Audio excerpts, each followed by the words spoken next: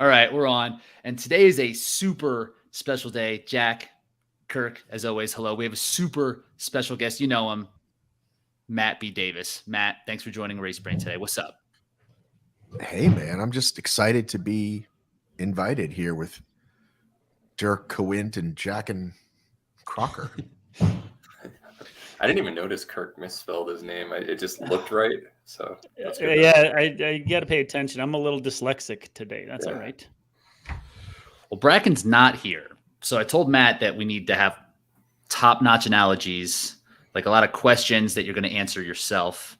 Is there any type of what else do we want to talk shit behind Bracken while he's not here? Is that what Bracken does? He answers questions about himself. Is that what he does? Not about himself. A lot. Yeah. There will be a question posed, and I'm not sure if I'm supposed to answer it, but he has the answers. Yeah, it's true. There's a lot of heads of hair and facial hair here, which I'm not 100% no bald people here, so that's an upgrade. We have balding people, right, Matt? I did not say ing. I said bald. Speak for yourself. I am. Me and you. I thought we were on the same team here. I guess not. Matt, talk about this new studio you're in. It looks very professional. What'd you do? What's your setup? Well, you just completely broke up. Yeah, you broke up too. Your new studio. Tell us about it. It looks sweet. Hang on. It's got me on my phone. Let's see if let's move it to the computer. Maybe that's why he's so close. It's the camera thing. So I guess off to a good start. Yeah, first ever guest in the show's history. He's frozen. It's gonna be some bumps along the way. So we'll talk about his setup when it comes, but we're right about the halfway point of the season, a little bit further than that. So I wanted to kind of take some time to look at what has happened and what we're looking forward to down the road. Last year we did the Okras. So this isn't really a mid-season Okras, but kind of like that. And this year, it really is last year wasn't really a full year. You know, coming out of 2020 was like, are we going to race? Like a lot of things got kind of jumbled around. So this is really the first year that we've had a full season, and it seems to be going relatively smooth from that perspective. So yeah, I'm just happy to be back, and I want to talk about some of the different things that we got going on. So I figure we'll talk about some hybrid stuff, the Savage series. We'll talk about, and then we'll talk about Spartan. We lead on Spartan quite a bit, so I want to open this up so we can talk about some different stuff.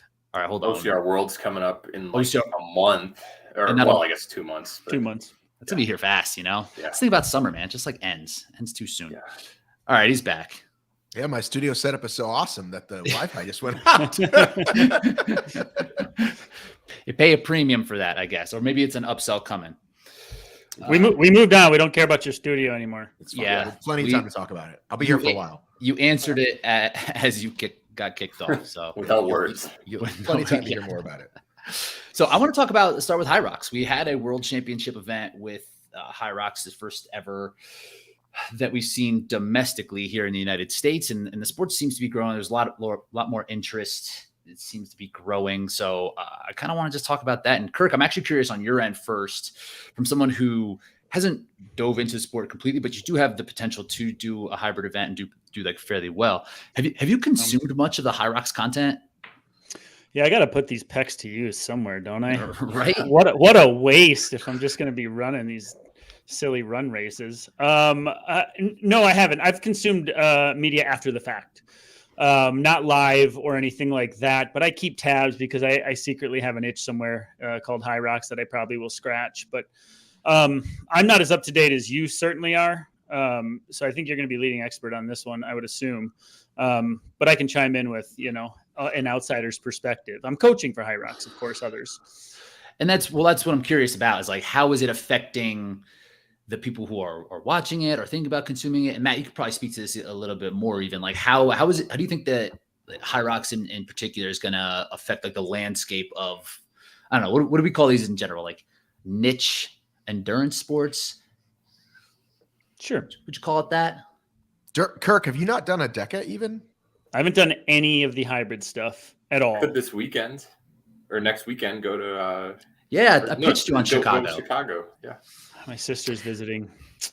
Well, I can tell you that I started that Facebook group I don't know, a year ago, and people join it every day. And I've got a little questionnaire, and it's mostly DECA. I can tell you that much. Like, what do you want to see? Why would you join this group? And it's learn more about DECA, find more about training. Some are like, just did my first high rocks, then I looked for this. But I can tell you that DECA at least is doing a better job of awareness. But I think it's also because it's connected to Spartan. And so those people are getting all those emails multiple times, maybe. It's also more available. Yeah. Correct. There's one, right, way more available. And there's also like a hiatus right now in the U.S. for high rocks. So, you know, they did their world championship, and then 3-4 months before their next race. Like it's a pretty long gap. But once it picks up again, I think you'll see the interest there again. I think it's been pretty consistent. It's definitely been more people. I haven't done a percentage, but it's definitely been more have asked about DECA than high rock. But again, some people are just like, yeah, both, whatever. But people definitely, if you're in that content game, Rich, and I know that you are, I think keep cranking those things out. Like, you know, improve your sled times, improve your this, best way to train for DECA. Like, people are definitely looking for that. Had a great Q&A on that Facebook page. You can join it. It's completely free. You should go check it out. Right. Well, we had a nice little chat there, but I'm saying forget whatever I did. I was just saying, I think for, you know, Kirk, I don't know how much you guys are getting those questions in terms of clients or what they want from you. With the Running Public training plan, we're getting questions as if like, could this cover that base as well? Because we have a one-size-fits-all U.S. National Series plan. But what I notice among my athletes is that almost all of them are now jumping into a high rocks or a DECA as like a one-off when it like comes close. They're like, I'm going to go check it out now. And a year ago, that wasn't the case. Now everybody's like, it's close, or I'm going to do it. I'm curious. I don't have any more athletes focusing on it now than they used to, but it seems like everybody's like at least putting their toes in the water. So in that capacity, it's got to be getting higher sign. Is that, do you think that's because they're like, well, if I want that, I'll go to Builder House Hunter for that? Yeah. Oh, of course. Yeah, definitely. Well, do you think is it because people are interested in this style of racing, or is it just to see how good they might potentially be, or if it's something that they might enjoy? Is it just part of their Spartan thing, or do you think Spartans or OCR in general is going to lose people, or is it going to grow at the same time? Think about this. Half the sector of people who show up to Spartan races are like CrossFit dudes with pecs and abs, and they think they're going to go out and crush it, and then they get beat by 130-pound dudes that outrun them, and they go, this is BS, I'm not coming back. And then they can go over to a high rocks or a DECA and be like, now I can put my abs and sweet glutes to use. Yeah. So I think they're getting like secondary, like people find Spartan, they go think it's going to be something it's not, and then they're like, oh, but these other options, they start to learn about them, and then they transition. That's what I think is happening. That was exactly what I was going to say. Like, use yourself as an example, Rich. Like, you came in thinking OCR was essentially going to be that, and it's not. It's not. And all these major races most of them are beasts. So you're looking at an hour and a half to 2.5 hours, even longer for some of the courses.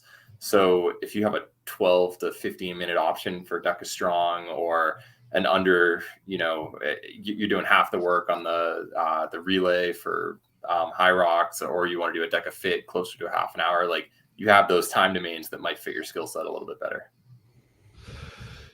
Yeah, I agree with that. And it makes OCR just seem less accessible, like high rocks and DECA in particular, right? Because of the affiliates, at least domestically, that you can dip your toe in it quite a bit more. I'm interested to see like how that's going to happen, like how that's going to help things grow. And if it is going to be, you do your local Spartan race, and then you do your local DECA, and you do local high rocks, if it's all going to be one thing, or if it's going to grab people and have them specifically train for like a championship event. And Matt, you were at the World Championships. How would you say like the High Rocks World Championship compared to like a Spartan or an OCR World Championships in terms of the way you were able to consume it and just like the product in general? I would say it's definitely on par. It felt like a World Championship event. I would put it on par with World's Toughest, OCRWC. I always want to say Tahoe, but I guess I'll call it the Spartan World Championships. It felt like that.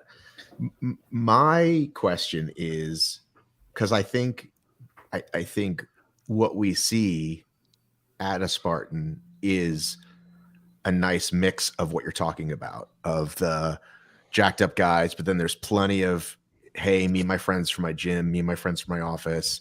Some people, it's like their first thing, and like, you know, big groups, all that stuff. I haven't been to a DECA gym event, and I'm curious if they're getting off the couch people, or they're just getting people that go to that gym, people that go to the gym and their friends. One thing that I really like about DECA, Rich, you just did it this past weekend, that head-to-head option at a lot of, like, you versus Ryan Kent, like, you have 50 to 100 people showing up for a DECA strong, but like if you have two sets of equipment, which pretty much all the affiliates do, you know, you could have that one premier battle of like your top two dogs going head to head at a weekend when they host it. I think that's a really cool option, and it doesn't require like renting out a big convention center. So it's like literally just at your local gym. And I think that that's got some potential if they wanted to, you know, stream more of those. I'm searching DECA mile near me. So there's one in Woodstock, which is like northern suburbs. You should go because they're. I think I want to check. That's what I'm saying. I want to check one of these out. I'm not going to compete, but I'll check it out. The affiliate events, they are great, like what Jack is saying, but it's more of you versus you.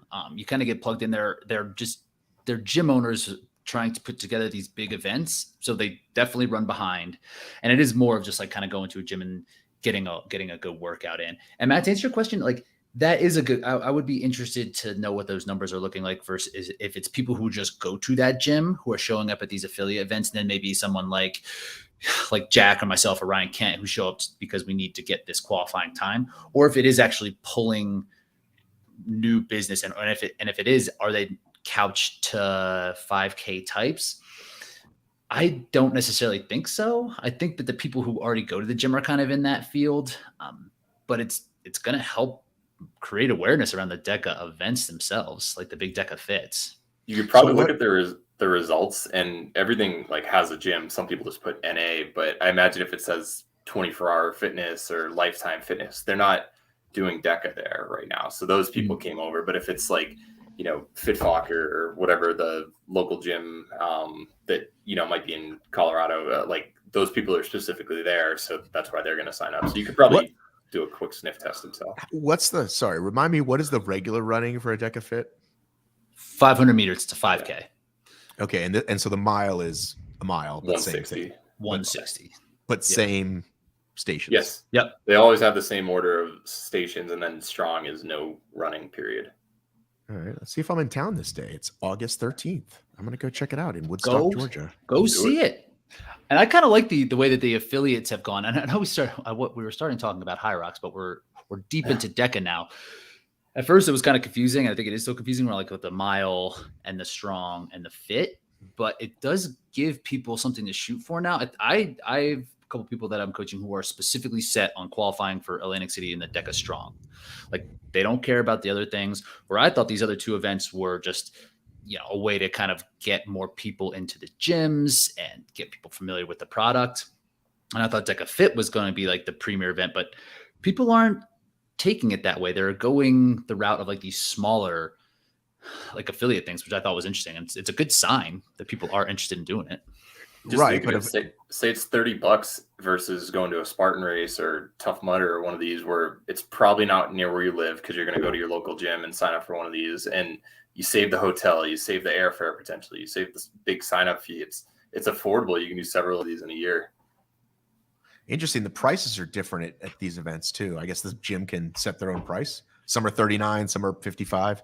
But this, you know, always thinking about this from the macro, is the sustainable? Like, is it good? Is it profitable for both Spartan, DECA, and the gyms to do these things? Like 30, 50 people at a pop? I don't know. I don't know. Kirk, what do you think from as a gym owner perspective? I know your gym model is a little bit different than, say, like a CrossFit gym, which is mostly what these gyms are, even though they're not called CrossFit gyms. They're basically CrossFit gyms.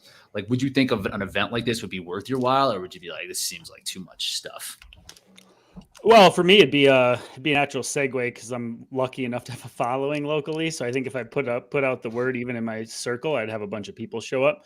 But man, it's an investment. Like if you don't have a CrossFit box with all the equipment already and things like that, like I don't see any like my gym with the facility and the equipment we have.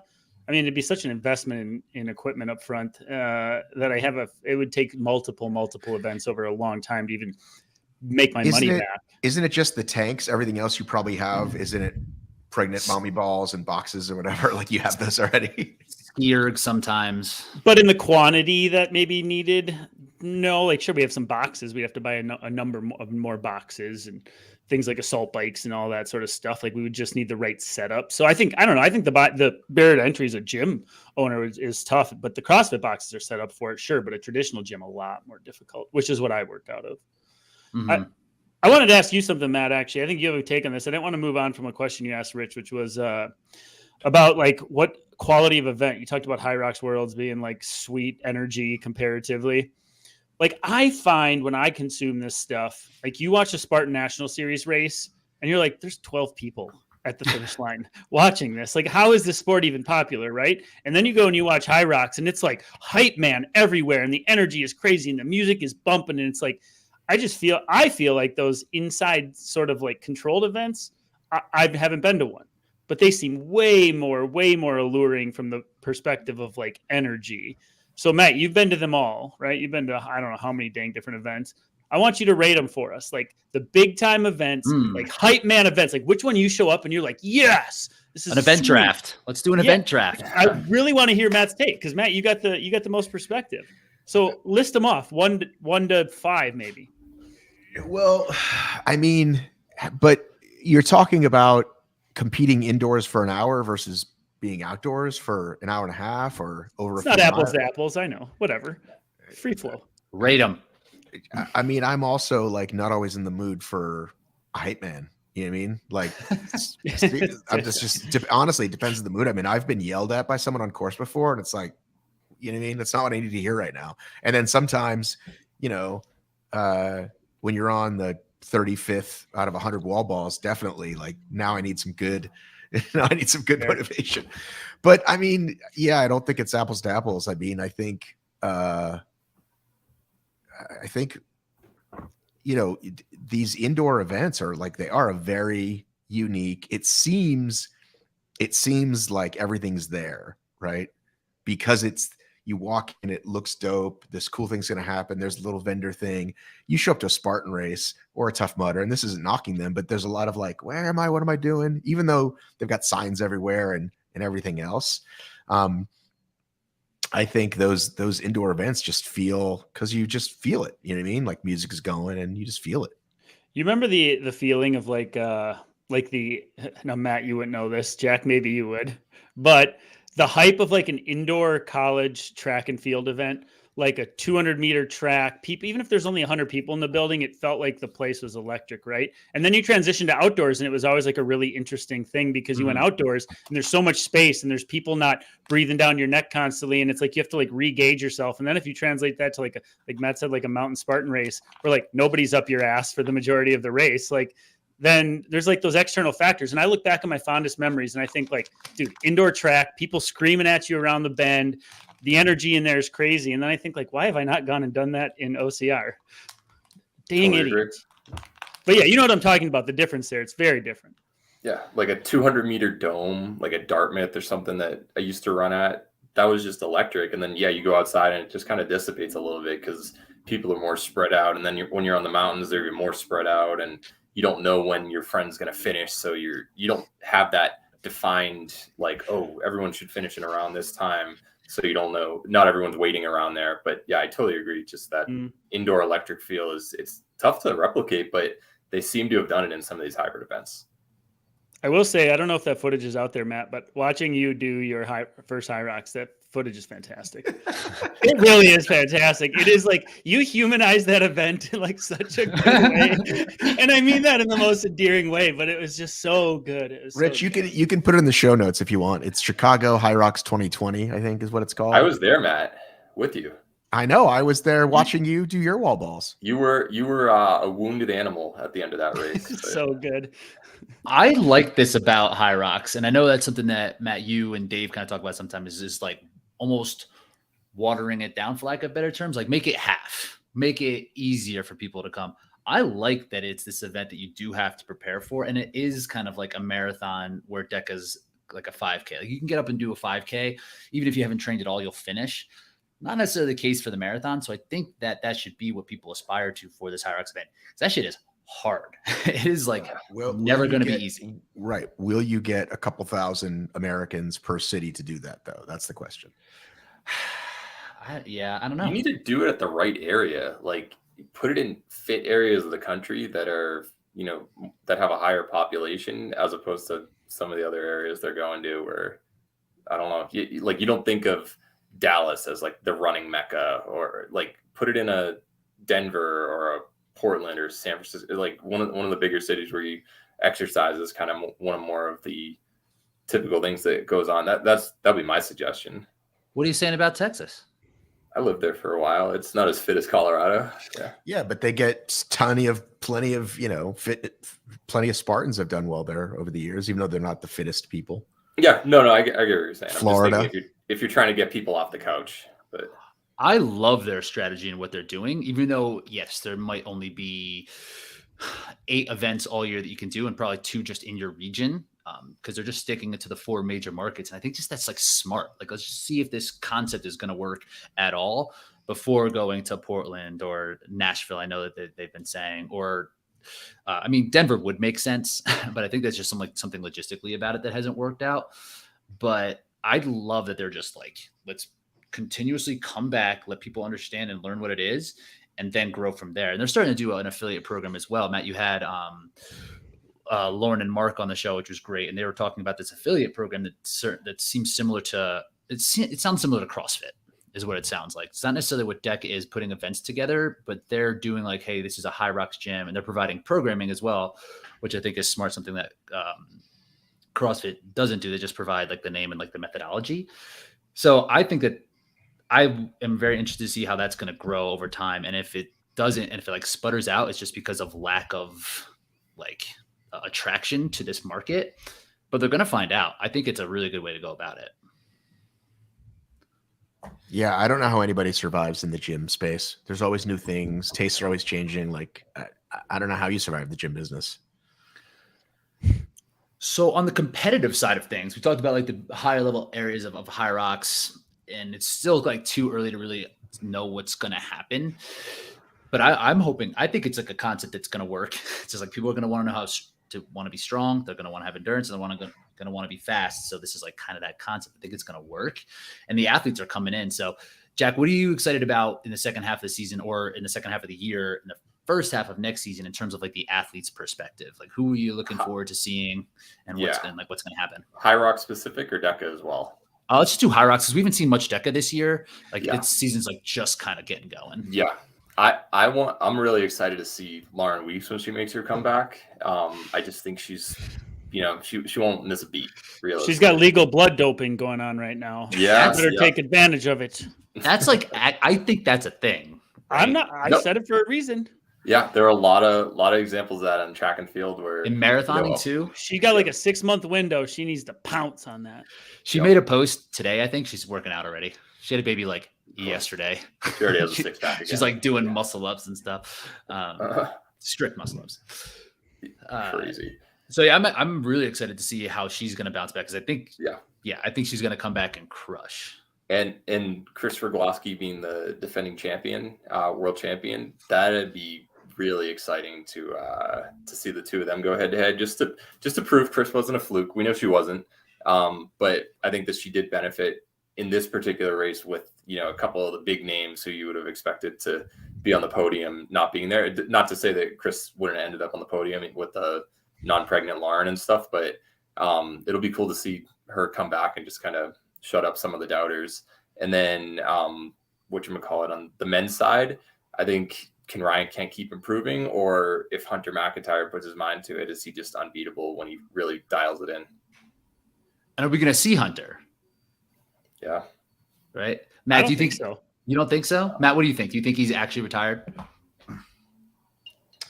I mean, he gets very excited about things. And so if he's got nothing else going on, then yeah, he'll show up and dominate. But if he finds that next whatever thing, like, and sticks to it, like if he's wants to break a marathon again, or Canoe rowing, or swim rowing, or swim running, or whatever, you know what I mean? Then he'll pay attention to that. But yeah, if he's got nothing else going on, then he'll do that.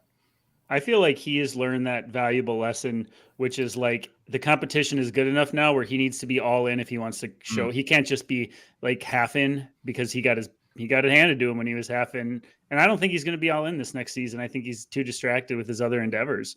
And he's not going to show up to a race unless he's ready to crush. Right. Yeah. Right, like you said. Yes, I don't think so. How come he hasn't just I was curious why Hunter hasn't just shown up to the DECA space, because like it's been like Kent Central, and then Rich, you've had some good showings, but like I'm surprised he didn't take that fitness and just be like, all right, children, let me show you how the men do this, because that's his facade, right?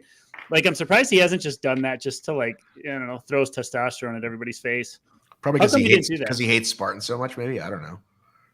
Maybe it's an nephew to Spartan. It's not that exciting either. You know, like a DECA, he would do really well, I'm sure, just how much output he can put on the machines and how fast he was by the end of High Rocks World Championships. Like he would crush a DECA, but I just think it's like, what for?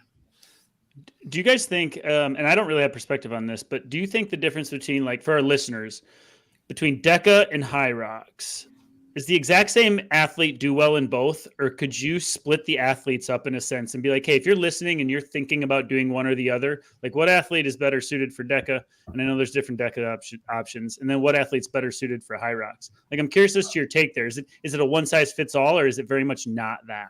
I think it's one directional, where if you're good at High Rocks, you'll be good at DECA, but not necessarily the other way around, just due to the strength element.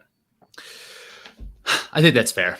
Again, if I use the 5K marathon analogy, like if you're good at a marathon, like you could probably put together a good 5K. But if you're good at a 5K, it doesn't necessarily mean you have like the strength and ability to do well in a marathon. It's just like the strength element and the body composition. Like, so if you're a faster runner, you could do well in a DECA and just kind of get through the stations. But the faster runners really need to put in a lot of strength work on the High Rocks end. So there's a big barrier there when it comes to the strength. For comparison, you're seeing like 8K splits, 29 high to like 30 flat. Even Rich yourself, you're right around, you're in 29 something, right? And you're much faster than that regular. But if you're in DECA, you're seeing sub 18. So you're dipping into like the 540, 530 range at times for some of those splits. So I do think the excitement factor of going faster and not seeing people stuck for like 8 minutes in a row on a sled, that is a better viewing experience there, in my opinion, just because of like the quicker nature of it. I have a question for Rich and Kirk then. Let's take like a Jack Bauer. He's almost top 10 TMX, right? So should he do better? I got top 10 ones. Should he do better at DECA or High Rocks? Where should he focus his attention? He almost made the top 10 of the finals of the I think one person. I didn't ask you. I asked. No. I'm just pointing out. I think there's one person. Don't make your dig. Go ahead. Who didn't even finish TMX, right? There's two. I didn't finish. Oh, Rich, we got timed out. Yeah. Wait a minute. Were all three of you guys there? Were all three of you guys there? We made the original, Kirk and I. Minnesota. They wanted us to show up. I had to qualify. They just showed their good looks and then made it. We had to apply. We wrote an application. We filled it out, and they took us. And I would like to say that I had MRSA there, and I didn't know it. So I think I would have finished. I ended up in the hospital. So screw off, Jack. But no, I didn't finish.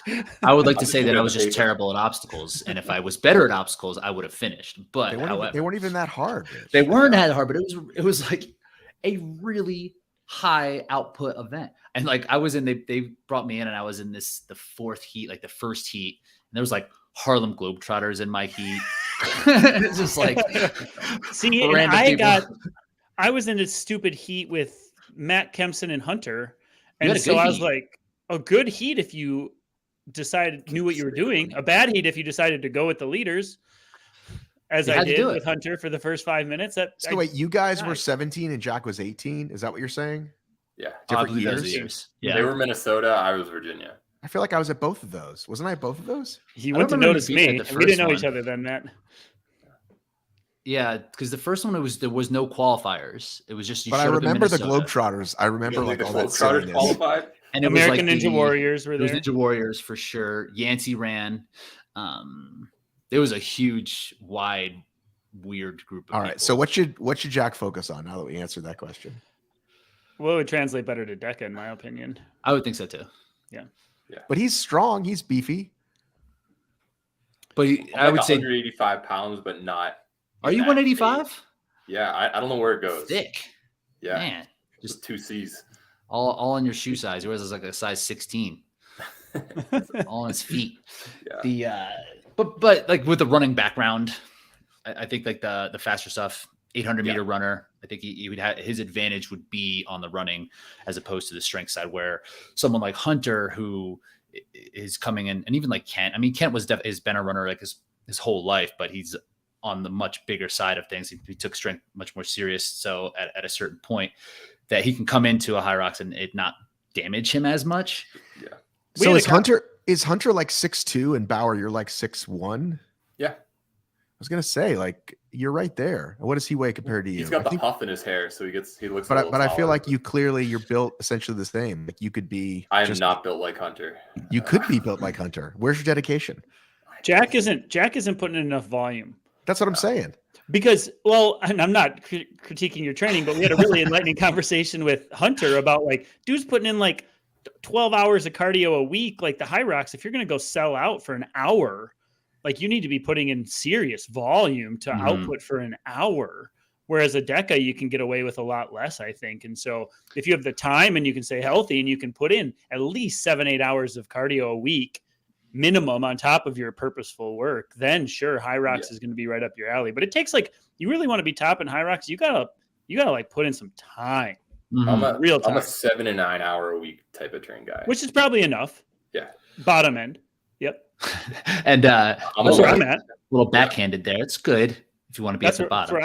Bottom end is like you can still do well training 7 to 9 hours a week. You can do really well, but I think that's the bottom end of top end potential. Like how about Kirk? Like where do you think you would be? Because I mean, your pecs would definitely help in the strength. You'd be pushing that sled, just chest alone, no hands. Yeah, it's true. Just look at it. You know, I personally think you'd be better at Deca because of your compromised running ability. And your foot turnover, like you're just. I haven't been changing speed. I spent 25 minutes doing strength work yesterday, and I'll spend 40 minutes doing it on Thursday, and that's the extent of my week right now. And these boobs aren't going anywhere. So point being is, I'm not. I have like it's just show muscle. It's not even go muscle right now. It just won't leave. So I need to put in some real work. But I could do it. My dad has these pecs that he just has. He doesn't do anything with them. So I think it's just meat that doesn't do anything. It's waste. It's impressive. Yeah, it's not. It's stupid. No. So the athletes who are going to come in now to high rocks, this is what I'm most interested in for next season, is seeing if there's more like Alondra Greenleys, right?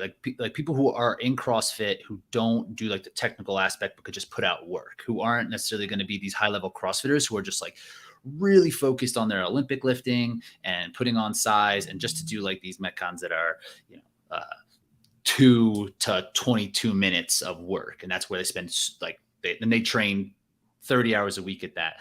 But I think there's athletes who are in CrossFit who aren't spending that time doing technical stuff, who can come out of basically nowhere. Like Alondra showed up at New York and then she got 4th at the World Championships, literally out of nowhere. And like not a tremendous CrossFit pedigree, but just like a good athlete.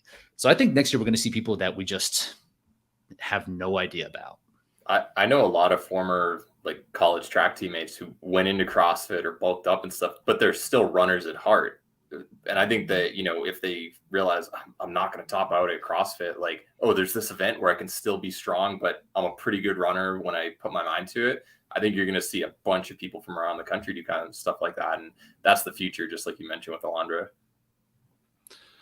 I'm interested to see how those athletes are who just like abandon running. And like, if you can just come back to it and you're just good still. Let's say you went all into CrossFit for like 3-4 years, and then you just decided to start running again for 6 months, just still training a little bit for CrossFit, but decided to start running.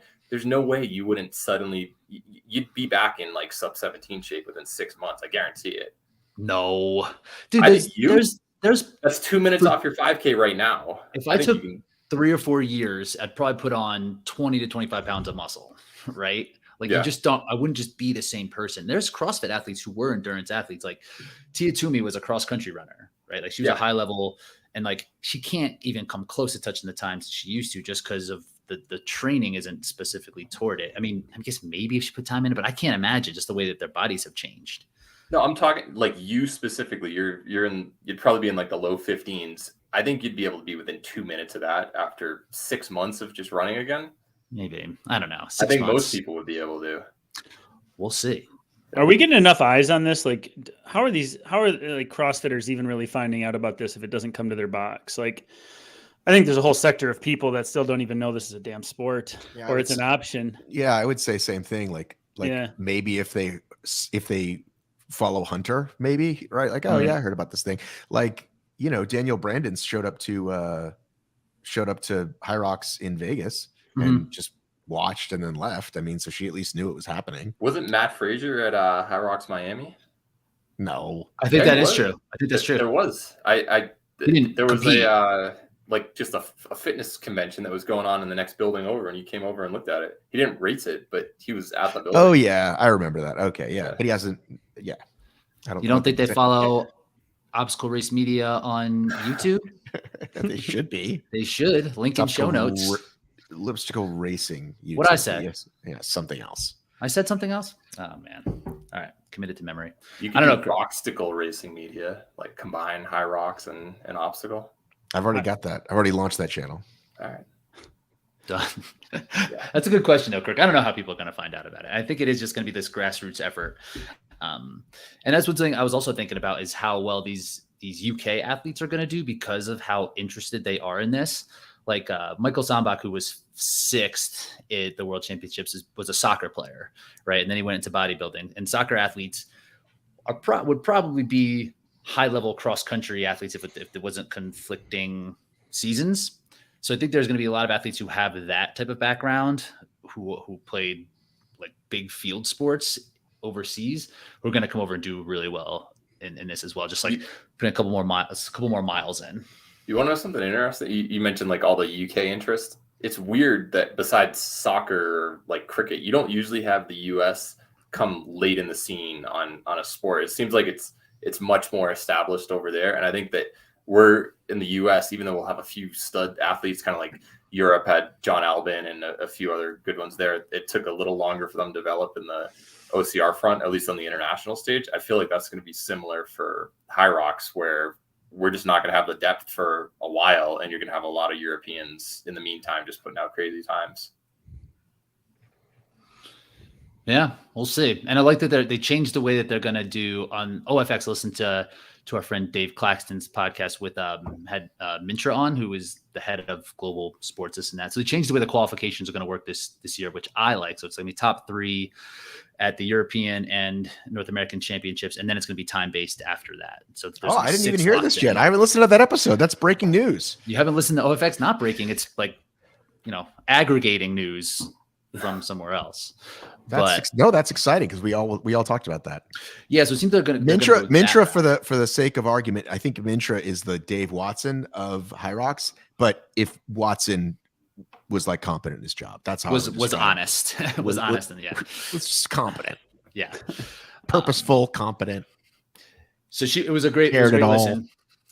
Listen to the podcast so you can get some more High Rocks info, because it sounds like there's going to be, and they're expanding into the Middle East. I think they had South Africa was something got mentioned. Hong Kong they had mentioned. So they're gonna keep trying to expand. Dubai was already announced. There's a date. It's actually really soon. So I don't know why that's such a short window, but it's September is Dubai. Rich, I didn't think you listened to other OCR podcasts. That's what you told me in Bracken when you said you weren't listening to us. When it's pertinent. What else? Bracken is the only one of us that literally has no idea what's going on in any of the other podcasts. Yeah. The rest of us try to stay a little That is actually true. Yeah, he doesn't consume media at all. Yeah. Good for him. He's out camping, having fun. Yeah. So you want to wrap up hybrid and give some DECA predictions for the rest of the year, since that season still does have its championship to go and stuff. Matt, before we jump into that, I still want you to answer the most electric venues or events. Oh yeah, you're supposed to rank them. You just list them off. You just dodged the question. Yeah, well, you got to ask a more specific question. Most electric, because you're talking about the finish line about an event. I'm talking about like the general energy. Like somebody wants to show up and have an experience, right? like the whole thing wrapped into a bow tie, the whole deal. I just want to know what your take is. Like, I don't have the perspective you have. Like if you want to have a DNA changing experience, you should show up to the 24-hour World's Toughest Mudder, because whether you participate or you're a volunteer or you work for Tough Mudder or you're crewing somebody, you will experience something pretty special. You're going to be with a bunch of folks for 24 to 36 hours and see some pretty amazing stuff. I mean, it could be said for any overnight event, really. Like, you probably have something cool and changing, but certainly that's what I tell people all the time. Like, I can tell you it's the one event I haven't missed since 2012. I've missed OCRWC, I've missed Tahoe. I have not missed WTM, because to me, it's like one of the coolest things you can be a part of. But I feel like that's different than everything else because it's a 24-hour event. So, hey, that's your answer. I think it works. Yeah. Well, okay. So what about like energy, like the general, like in the festival area, start finish line energy, like, or I guess general course energy. Once you're out there, like what would be the highest on the intensity scale of energy? What is the most intense high energy wise? I don't know. I'm trying to think of all the different races I've been to. I mean, I feel like, doesn't it depend? I'll sort of like answer the question with a question. Like, for people who have been to a lot of them, like, haven't you been to like certain venues and certain places that just, for whatever reason felt better or cooler? Like, for me, what I can get very jaded, obviously, right? You guys know me. I get super jaded. I've been to a lot of events. Sometimes I hate everybody. When I show up to any event, okay, at 7, right? And like the grass is still wet and you just kind of get that first smell of like water and grass and mud and then you like get excited about the whole day, no matter where you are, Savage, Spartan, whoever. So I don't know if I can answer your question, dude. I really don't. I mean, it's just so many different venues, places, people. You have a different feeling if you're competing, right? And I haven't competed in a long time, but I know when I show up to something and I am competing, it's got a different feel. I mean, I had a different feel for this 8K I showed up to the other day, because it's like, butterflies, the start line, all that stuff. You know what I mean?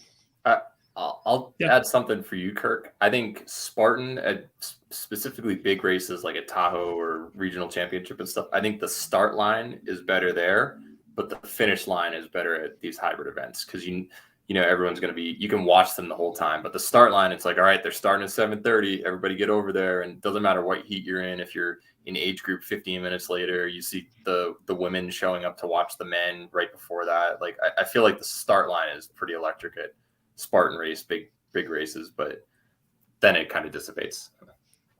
I feel like with those like outdoors, mountainy or course type races, like if you're going to learn something about yourself, you're typically going to learn it out there when nobody can see you doing what you're doing, right? Like, you're going to find out about yourself when like nobody's got eyes on you.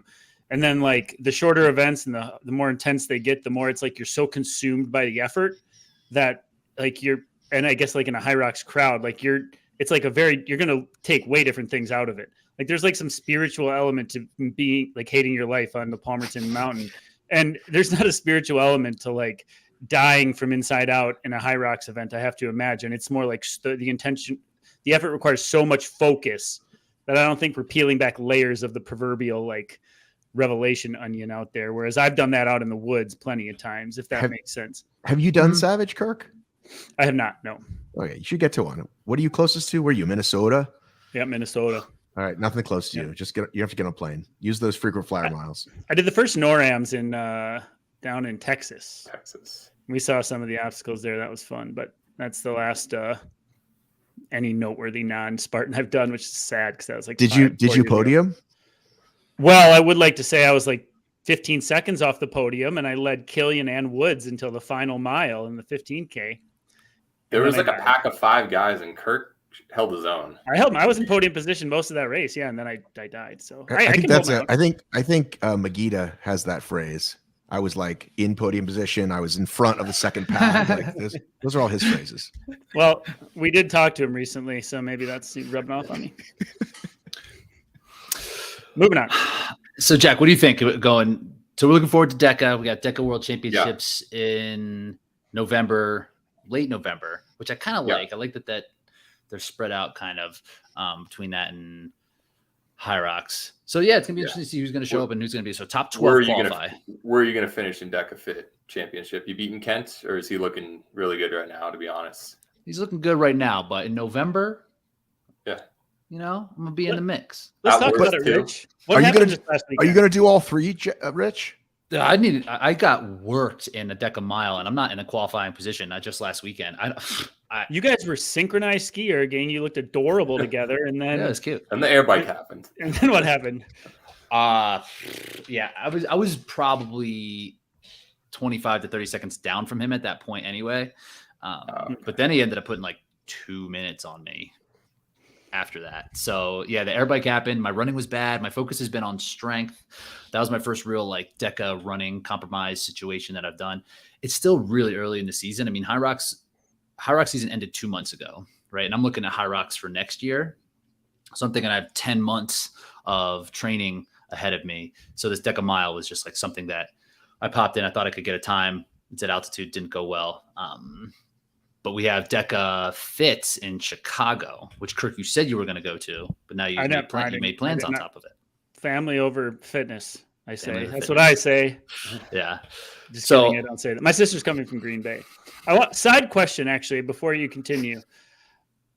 Okay, I don't know if you've seen this, but Tyler Veerman obviously works for UPS, and so does Ryan Kent, right? Mm-hmm. And Tyler Veerman often likes to post on his social media like his heart rate data from his delivery day. Have you seen this? Yeah, it's like Veerman 30 all day. Like what? Like Veerman's average will be like 130 beats a minute for like and an like 8-hour up to 170 when he's like sprinting to put a package. Like it's impressive stuff. Yeah. So what I'm asking here, based on this, it's almost like how is that even possible? Yeah. So Kent's doing the same thing, right? Is there some like secret training method that maybe we have yet to discover, which is with this like UPS job, hustle delivery type thing? Because if he's getting that sort of heart rate response on the daily basis, like his engine's primed constantly. That's like legal cheating. I was thinking about getting a part-time job with like a moving company for this purpose. I was like, maybe I'll just start carrying stuff all day. I get real life strong that way. But I didn't really want to do that. No. So, I mean, maybe, because I mean, Kent gets fit really fast. And I mean, Tyler's obviously fit too, just coming off a podium finish in Utah. I see that data, and I think, like, how do those guys even keep weight on them? That's what I mean. With training so hard and working so hard. I mean, Tyler's pretty lean. Mm-hmm. You know, and Kent's pretty lean too. He just has doing muscle. Like 40, 50,000 steps a day outside of training. Like, that's some time on feet. Dude's got to be hungry. Dude's got to be hungry. But I'm interested to see how Anas is going to do. Anas Zuhuri. Yep. He's one of those guys, Jack, that you kind of mentioned before. Was a high-level runner, went away from it. He's big now. We'll see if he's able to kind of bring it back down toward it. He told me he got into it because he saw your YouTube channel. Wow, influence. So it works. Influencer. Yep. Nice. I told him, like, hey, if you need some tips after the first one, like, check out this guy Rich Ryan. He's like, oh, I've been watching him for a month before this. I'm like, there you go. Good job. Now SEO's working for you, buddy. Heck yeah. Now I can't let him beat me now because then I'm gonna you gotta like block his IP address. Shut the YouTube channel down. Yeah. Like, all right, not worth it. Yeah. But I'm interested to see who else shows up. Like, Killian's up there. It seems like Glenn Race is going to be in the mix. He's all in. Push his chips in toward Deca. And then, guys like Derek York who are on the fast end of things. And BJ's coming to BJ with me. Yeah, see how he'll He's 2 seconds ahead of me in 12th, that jerk. But yeah. And so Riker's going to get a faster time in Chicago if he doesn't run stupidly. Like he'll get it. We'll see. That's a caveat with Nick. But yeah, for sure. So I don't know. How about on the women's end? Alyssa, you got to go with her. You think so? Because Chris has the top time in Deca Fit too. Yeah, absurd. I just think Alyssa's going to specify. Although, I mean, Chris was doing 100 milers around the time she won the High Rocks World Championship. So without question, she's on the podium no matter what, and easily could win. But I just think Alyssa, that's going to be her focus. I would selfishly like to see Corinna Coffin make a real run at this. You remember back in the early TMX days, she was like that perfect balance between strong and still like endurance, and she's kind of veered more towards the strength side. And she's gotten beat pretty frequently in these shorter hybrid events. But I feel like she's one of those, like, again, this is selfish, but I would just like to see her like focus on it because I think we could be talking about her like we used to. but I don't think she's going to. But it'd be cool to see. So what? Yeah, Because when she shows up to these events, she usually gets like worked by a few people now, doesn't she? Mm-hmm. Yeah, I think she's like not. If she went all in, like we talk about Hunter going all in, but she's like trying to do the tactical games thing, and she's trying to do a couple different things. I think if she honed it in, she could definitely crush. Doesn't she also have a business? So she's well, but you can't. Everybody's got business or kids, and or whatever. You know what I mean? Yeah, that's true. So Except Jack. Jack hardly works. He just podcasts. Yeah. Professional podcaster. I barely have my hands in any fire. No, I'm just sitting around all day. Yeah. I don't know how you pull it off and how you haven't gotten fired yet, Jack. It's impressive. It's because I work. If I take an hour off for a podcast, I work an extra hour later in the day. Like it's not. Yeah. We appreciate your service, Jack. Thank you, Jack. Truly. Yes. And another name to watch out for on the women's side is Bridget Brown, who won the 12-mile ruck at the Go Ruck Games. Really like former Division I athlete and as soccer player, and is just kind of right now pushing her chips in as she comes around, mom of 3, but like a really, really high level athlete. She's the 4th fastest time right now in a race where she went out really fast against Alex Walker and Chris, and ended up just kind of like dying to the finish, and still the 4th time overall. So I think she's someone to really watch out for later in the season. If Faye Stenning jumps back in, she lives in New York. That's within driving distance if she wanted to do it. We haven't seen her yet, but she's not. She's not. No, she's not. No, she checked out. She's very forward about her life. She's like, I like my life, and I put all my money and all my effort into coaching and living the lifestyle that I like to live, which is like a New York socialite. So like if the payout has to be really big and she has to really want to do it. So it's an interesting balance. Yeah. It's an interesting balance. I want to bounce this off, Rich, just because you brought that up, Matt. It makes me think, because Bracken and I actually have this conversation often. It's about staying relevant as an athlete when you're also trying to be a coach. Mm-hmm. And the fine line of like, you are your own product. So if you go out there and put out good performances, you're proof that your concept works and people are more likely to hire you. And so I think it's a dangerous game to play as a coach, to choose to step away from competition and not try to be your very best out there still, because I think it can benefit the business side. And Bracken and I have this conversation, off mic, because he's been injured and hasn't been as relevant racing. And so it's an interesting leap to take as an athlete coach on her end. Right. But let me ask you this, because I get that, right? Totally. Yeah. It also, honestly, I think is physical, right? You have to look the part. I mean, that's just across the board, and not that you don't. Unfortunately, she doesn't, but that's part of it. But Kirk, for you, if you're out of the top 5, right? Let's say for a U.S. National Series, how does people, or if you just show up and crush the regional ones, it's almost like you could you could sort of sandbag maybe, and like, hey guys, I'm still on the podium. You know what I mean? Totally could. Oh yeah, and that conversation has been had about taking that approach. Because like, no offense, but you and Bracken are not top 3 in the U.S. National Series. That's just not going to happen. I'm not offended. I'm not offended. Yeah, and I don't think I ever will be if it's an altitude mountain series into perpetuity. But take out Speargate, and Speargate, I think I would have ended up 6th in that race. Is where I would end up, or 7th. But anyways, nonetheless, yeah, you bring up a good point. But I mean, still staying relevant. It's just something that I think you wrestle with as like an athlete coach. So I'm saying whether I'm a top 10 or I'm not, it's still like that fight. I think people like to see. Right. And so, I think it's totally another conversation, but I think because you have a podcast and a good one, like a lot of people start podcasts because I think it's going to help them build clients or make money or whatever. But because you guys have done a really good job with it, I'm like, I think you like that. The amount of racing could be less, like 100%. You're doing a scale. Like, okay, cool. If I didn't have this platform, it'd be a lot. Hey, how am I going to stay relevant? How am I going to stay out there? How do you think it would have shaken out if you stopped at 8 or 9 podcasts, Kirk? Do you think it would have? Jesus Christ! I don't know what was the over under, Matt? You said we won't make it a year. And I messaged him, "You are out of your mind," and he was firm on it. Stoking the fire.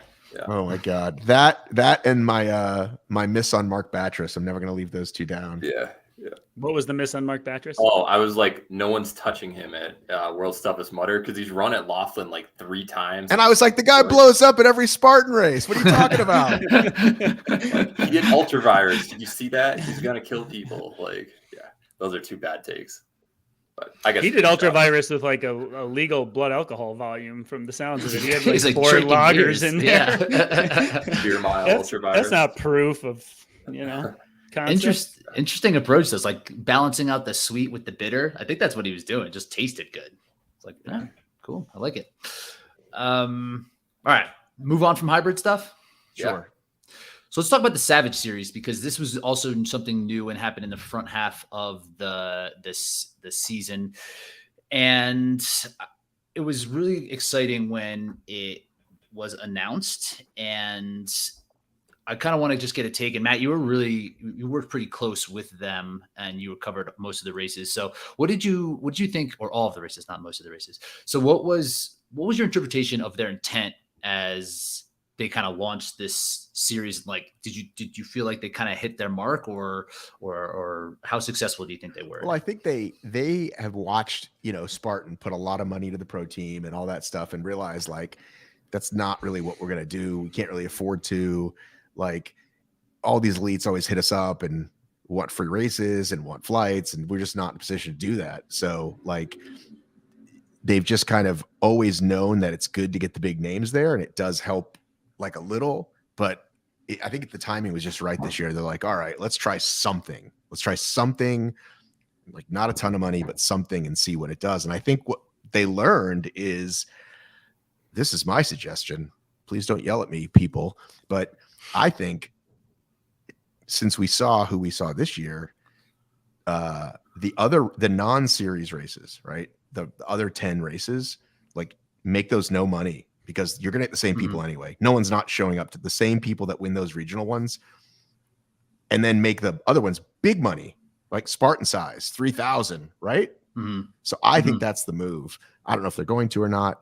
But I think for a first year, you can't knock them at all. Like, for a first, again, having never done it, I think they learned like the mandatory thing isn't the best move, because if you miss the first one, you're out, right? So that's not really a good thing to do. Like, Chris almost didn't do it for that reason. She had 100 or something she was going to do. So I think it's going to be more of the best 4 or 5 or best 5 or 6. And this is not just because I'm working with them. I would say that like, it was good as it could have gone for the first year. Like, I think that's a fair assessment. So it's almost like they were answering the demand that there is interest in a series for Savage, and they were just like, all right, let's just see how this goes. Right, but it worked, right? It worked, like you got Kempson and Newell and other people there that probably wouldn't have shown up necessarily. I don't know if Chris would have chased the whole series. Maybe she wouldn't have. You know what I mean?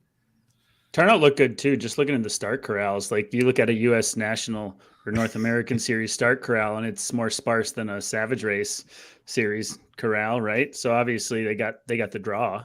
Yeah, I think a lot of those people in Spartan end up going to age group though. Well, right. But I hear you on that. You did get buy-in for sure from a lot of athletes who, like Jared Flank gets overlooked. He's really good. James Zoy, Chrissy, like you have a lot of Savage specialists per se who would do well at Ryan Berzalara if they did Spartan, but I think you just saw people finally focus on something different. Jared Flank from Easton, Pennsylvania, a hotbed for OCR in the eastern side of Pennsylvania. Red shorts, right? How do you think it went? I'm curious what you guys think. I mean, Jack and I think have talked, but what do Rich and Kirk think about the series as a whole? Well, it's the first time I felt, I mean, this is just me personally, because I've, had a stronger buy-in to Spartan, but it's the first time I've been truly like invested in following. It's the first time I paid attention. It's the first time like I'm like, maybe that itch needs to be scratched too. I haven't even really considered it, to be honest, because I was just putting my efforts elsewhere. So in that sense, I think it's gotten the attention of athletes who really want to go out there and compete for sure, because it's the first year I've cared at all about what happens there. So, I mean, whatever that says, I don't know, but it's some sort of buy-in for me. It's pre-contemplation, Matt, I guess you could call it. Yeah, I'll agree with that. What Kirk said, not necessarily in terms of, maybe I should go check that out, but just more of an interest in the race. I've found myself thinking about what Savage means a lot more than I had in the past because of the obstacle proficiency aspect of it. Like, I always lean, no matter what the race is, I'm going to lean in toward like the fitness side. It's like, how is this a representation of fitness? And Savage does like an interesting job of that, because like the fast runners do end up doing the best, but there's just like this huge barrier of how hard these obstacles are that is going to really limit how fit the winner actually ends up being. I think they're hard for someone off the couch. I don't think they're hard for a trained obstacle racer. If you Well, call this your sport. Well, there's been series, none of the series races, but there's been elite races where there's bottlenecks at the rig, and whoever gets the rig wins the race. Like that happens in these races like, fairly often. So like, right. But I'm just saying, like the people that have shown up and that are like go out really fast and like haven't got the obstacles down yet, like they can get there. Like you can get there in a season. You know what I mean? It's not like it's going to take 5 years to get there, right? Like, so Alvaro, right? If Alvaro just puts in a little bit of time, he's got it, right? Because he's clearly faster than a lot of these people. Right. So it's like, it's almost, there's like this buy-in piece to it. And I think we talked about this on a previous video, Kirk, how it's like if you're going to go and spend the money to get to a race, the first one you do, you're probably going to get your teeth kicked in just from not knowing what to do, just looking at the obstacles and just how fast and proficient people kind of go through it. Yeah. But it is aspiring for people to want to run fast and to know how to do the obstacles, where Spartan on the other side is just more of a grind, a slower type of fitness. But it does test your overall capacity. So, I don't really know how I felt about it. I followed, I watched all of them. I was interested in, I had buy-in and who was doing well. I knew what the race stories were. So from that perspective, I thought it worked. And Matt, I like your idea of not paying out the other races, especially someone who doesn't do Savage. I don't care, because High Rocks is actually doing the same thing this year. They're not going to pay out regional races. And it's like this, like that does just make sense. Make the big races bigger, because I think that's something that they could do a better job of. Even like the series payout wasn't really worth that much of the investment that was needed for it. So if they can come with bigger money, I think they'll probably get some better athletes. Do you think that there needs to be more athletes, or do you think things will just split? Like it's going to be like, okay, there's Savage racers and now there's Spartan racers. I think if the schedule works out, then some people will do both. I think if they're smart, they'll do both, right? Like it's not like it once was, Jack, when these guys, remember when they were just racing every weekend, right? And it was like you'd have like 37 races of the year by Elliot McGuire and stuff like this. Or even however many Atkins did back in the day. He used to do every Battle Frog or whatever. Yeah, and so like 20 probably, yeah. So so I think if the timing works out, I mean, unless you just say to yourself, I don't want to work on obstacles. You know what I mean? Like I just don't want to do that work, and I want to just focus on making sure my spear throw works. You know what I mean? Like, but Jack, what do you think? Do you think it'll open up more to Spartan, quote unquote, Spartan racers, Spartan pros? Just like you mentioned, it's all about date conflicts. It was interesting because it was all first half of the year, but Spartan also loaded it first half of the year as well this year. They kind of give you a pretty big break after Kelowna. It's Kelowna, then Blue Mountain, then Abu Dhabi if you're going to do those. So it was kind of a little bit too close to each other for that, but I still feel like you will see some overlap if they increase the prize money specifically.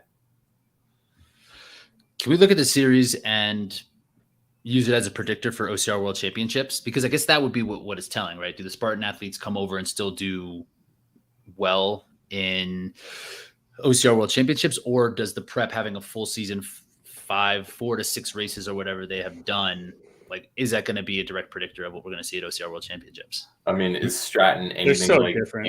any course that you've seen for Savage? Like, it's a mountain running course. Ohio has hills. And in combination with the Spartan players who have gone to OCRWC how many times as well, and still, it's going to be the same host of characters, isn't it? Maybe they haven't done Savage this year, but they've done OCRWC 6 times, and they used to do Battle Frog, and they've hopped in Savage occasionally, and they've showed up to an Indian mud run on random occasion. I think they're going to be just fine, right? A random occasion? Well, hey, yeah, an occasion. Is that like when Bracken says immediately? Is that like a Midwestern thing? He does say immediately. I've never caught that until now. Huh, must be. Yeah. And then That's Kurt all right. can't say groin. So it sounds like you were just describing. Leave it alone. It sounds like you were describing Lindsay and Ryan, by the way. I don't And know who else VJ. we're talking about. Oh, and VJ. VJ, Yeah, Logan, VJ. Logan Broadbent. Logan. VJ never did. VJ wasn't old enough to do Battle Frog, I don't think, but everybody else. He did one. He showed up and got it handed to him at Indian Mud Run once, and has been at all the OCRWCs. And he's done Savage, right, once or twice. Plus, I mean, then plus the rest of the world, right? And how much more are we going to get to see this year from all the deferrals from 19 and 20 or 20 and 21, whatever. Mm-hmm. That's what I'm excited to see. Like, okay, like they've gotten better. The Americans have gotten better. The Idas and the whoever else, has gotten better. Like, let's rock and roll. Every time we get a truly saturated field with an actual world contingency, it always just like humbles how good we think we are as United States obstacle course racers. So I hope we just keep eating humble pie over here because it's good. We think we're so cool over here. And then we go race Abu Dhabi and our top American is like 19th on the men's side. It's just like ridiculous, right? I think Jack likes that too because he's like, I've been telling you, international. I can pronounce all their names. No, it's so true, Rich. Yeah. No, home field advantage. That's a good tie-in right there. Like it's OCR Worlds is in the US. I think we're going to see better performances. They've typically changed venues after 2 years historically for OCR Worlds. So if it goes outside the US next time, I have no idea if it will. We'll probably see a little bit of a setback, even if you have the same people facing each other, just because of the travel issues involved in that with coming over across an ocean. Because we saw that in Abu Dhabi, we saw it in Mexico. That's probably like the biggest shocking race of the year for the US, specifically on the men's side for Spartan. But yeah, home field advantage it's a real thing, and this is the mid-season recap. It's going to be true again. I think we're going to see some struggles by the US in Abu Dhabi again. Well, let's you want to lay out some predictions for the OCR World Championship since we're kind of talking about segues fairly well with the Savage. Yep. Got one specific question. Will VJ beat John Albin at any point during that weekend? Is Albin committed to going? If he goes, yeah, hypothetically. I should send him a message. One moment, please. Albin's fitness is the Albin app on another level compared to where it's been even in years past. I'm going to hit customer service on the Albin app. See what happens. See what it gives you his race schedule. But for I'd be scared. For a 3K, right? Like it's 3K. If he's very committed to this longer distance stuff, you could imagine it would translate. I mean, maybe he sharpens up a little bit, but we'll even spend that time sharpening up for a 3K race. Like it doesn't. You go comb through Albin's Strava. He still hits quarters once in a while. He's like on the track randomly. I think if he's going to travel over here, he'd do a little sharpening, wouldn't you? I think so. Be a great battle. Love to see it. I hope he comes. Yeah. I don't know. I don't know. It seems like VJ's year's just been so up and down. After last year when he was just so dialed in, it's almost like figuring out how to stay on top is something as such a young athlete he is learning to do this season. So it just depends on how he's feeling at that in that moment and how he's able to kind of continue whatever happens for the rest of the Spartan series. I have another racer I want to ask Jack about. Does it let me share the screen as not the host? Will it let me? I think so. Okay, let's hang on a second. Is this Z-Man? Is that who you're asking? No, I want to know if Jack knows who this is. Yeah.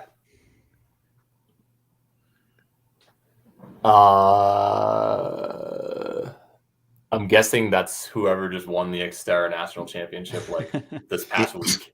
It is. Yeah. Could you guess? Do you know what his last name is?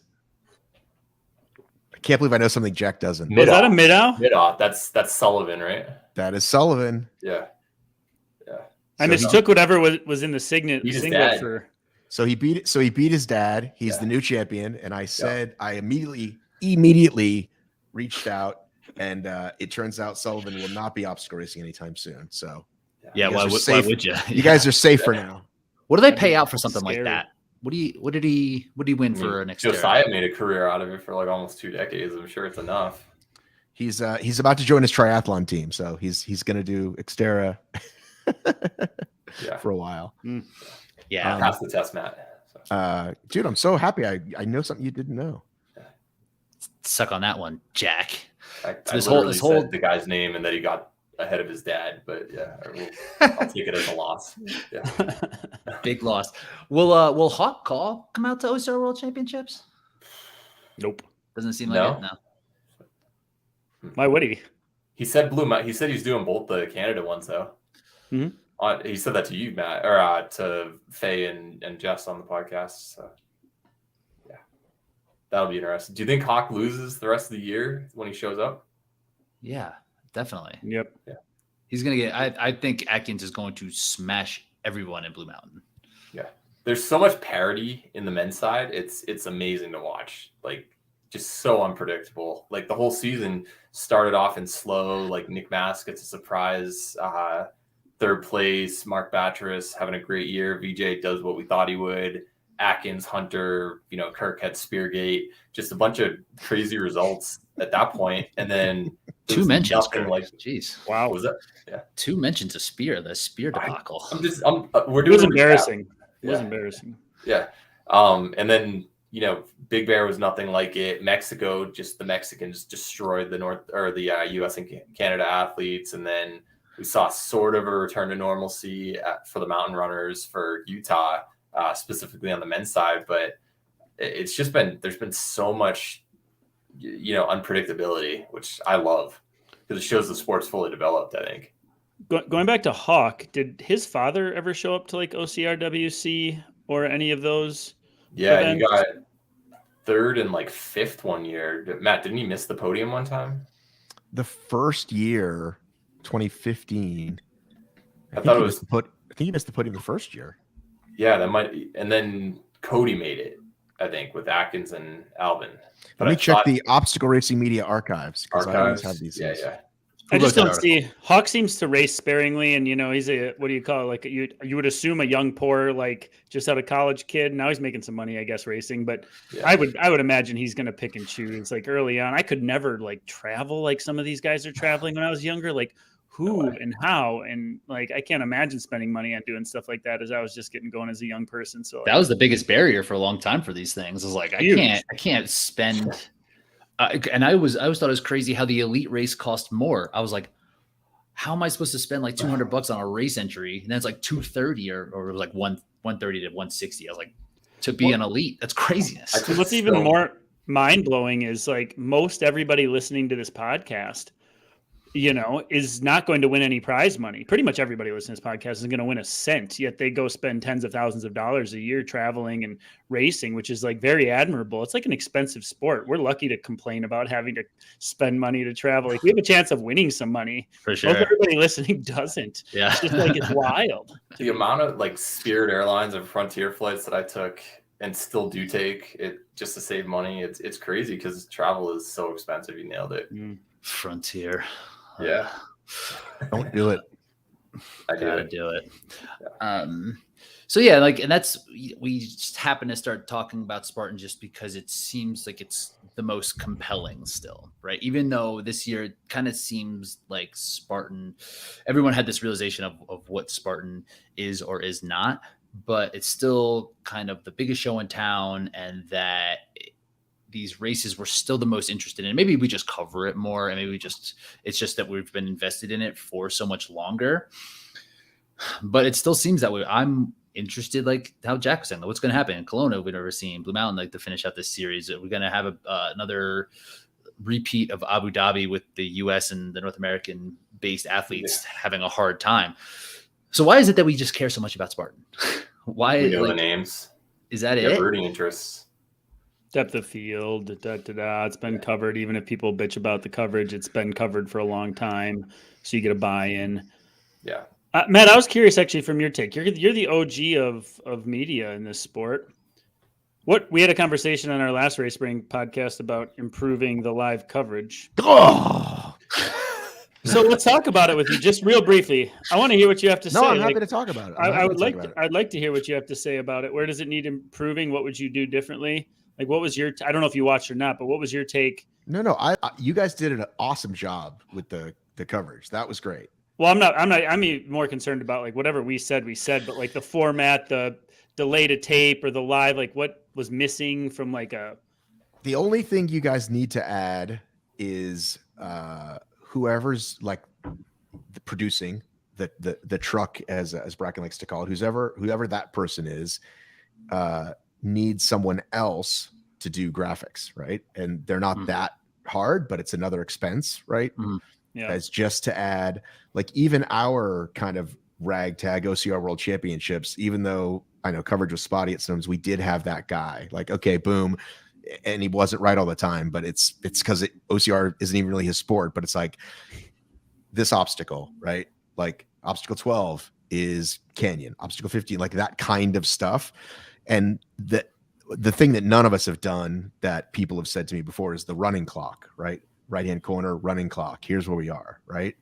And then little stuff like, and again, I know it's not easy, but if it's a long race, can you get a mid-race leaderboard, right? It's hard to do, right? Because if you've got, like, if you know for a fact you've got cameras on the leaders, but you don't know who's fourth and fifth, or you don't know who's between third and fifth, right? It's just hard to do for our sport because we don't have that many cameras. But that style that you guys did, that we've all kind of been doing, this live stream thing with phones and GoPros, it's like just a couple more pieces to make it doable, or spend a lot more money and you get the real thing. But yeah, those like little things make a big difference. The conversation that I wanted to talk about was that you guys were going through these ideas of like how to do it as if they haven't tried those over the last 10 years. That's the part that I was like, why are you having this conversation about, oh, well, you guys just need to go the same route that so-and-so did and put it on after this and it'll totally work. And it's like, well, we've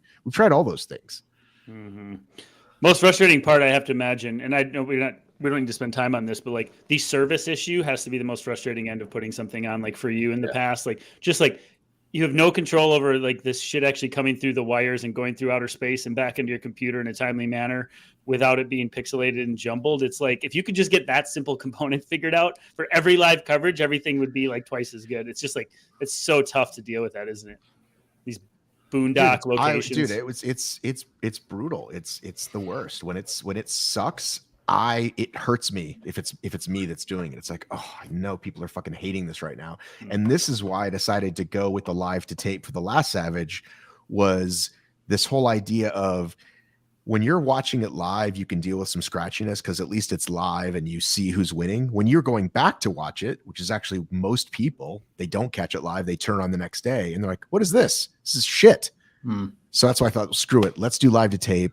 And it's not as good, but at least you can watch a better product. And then you can cheat because then you can do things like, here's the top five, because you know who the top five was. Do I think Spartan should be able to spend enough money to make it go live? Yes. Like, I think they've got a little bit more resources than Savage and more access to sponsors. But even the way you guys did it, you guys being Kirk and Jack, like, was great, right? I think if the signal's there, then that's awesome. And like I said, add that graphics piece and you got it pretty much.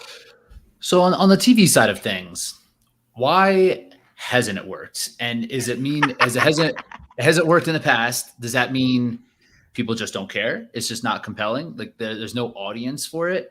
And like, what's stopping them from like continuing to try as opposed to what they're doing now, which is just literally nothing. Can I reference this article I sent you guys about making track more popular? Yes. So I sent this article. Who knew AOL had a fucking site? But that's where I found it. It's spam email still. It's technically the LA Times, but it says inside crazy plan to boost track and field's popularity before the 2028 Olympics. And they're doing this series across the country. People are saying it's like the Diamond League for those of you that follow things. And here's what these people are saying. I'm just going to actually read some of this stuff. They're talking about how do you make track and field more popular? How do you make more people watch it? Okay. And this is track and field, which people are actually aware of because of the Olympics, right? And because of fucking it's in high schools, it's like I'm just saying, and like they've heard of Carl Lewis and they've heard of fucking who's the really fast guy? Who else? Usain Bolt. Is that you're thinking? Yes. Keep naming track athletes more. Exactly. Yeah, roll. Love it. It's the code that's never been cracked, that the number one participatory sport in high school just doesn't mean you're going to have full stadiums and relevant athletes walking down every main street in the USA, says Paul Swansgaard, an instructor of advertising and sports strategy at the University of Oregon, who's called track meets for 30 years. So first of all, that's everybody's biggest thing. Any sport is always like, we're the biggest sport in this age group. We're the fastest growing sport in this. Right. We're like, soccer is the most popular. Like everybody has the most popular. And I'm sure OCR has some stat or had some stat in like 2012 to 2014 that they were the most whatever. Right. And so, and then they later said, this is great. This is great. Let me just, sorry. Blah, blah, blah. So they talk about how they've been doing it in Eugene because there's all the diehard track people there. And how is it going to do well in LA? There's no one single solution to the problem. said Swangard. It's a mixture of scheduling that makes sense to the average fan. It's competition among the best athletes happening consistently, so rivalries are developed and come to fruition in competition. The media landscape for the sport is quite fragmented, and it creates a challenge for people to find and view some of the stuff. And yet, if you look at the grassroots level of high school, if you feel as though road racing and particularly running is a litmus test for people's interest in the activity, there's some healthy measures to the barometer. So here they are saying everybody goes out and runs 5Ks, and everybody knows people in high school. Why isn't this a popular sport? What if it's just not fun to watch? Like, I think it's just that it's simple with track and field. It's like, okay, who's not so diehard that they can like rattle off the splits and see like little nuanced moves happening within a 5K. And that's my always thing with OCRs. It's just not fun to watch.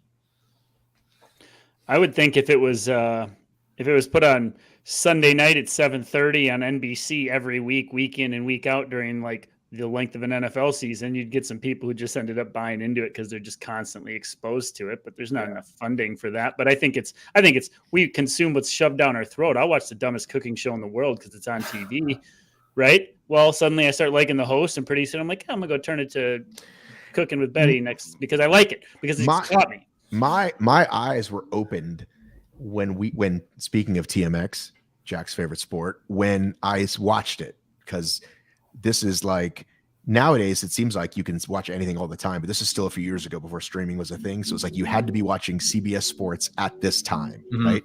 And so it's on, and it was either right before or right after was like Strongman, right? And then that sort of clicked for me. It's like, oh, that's what people think of this sport. It's this one-off thing. I'm kind of watching it while I'm at the bar or waiting for the football game to start.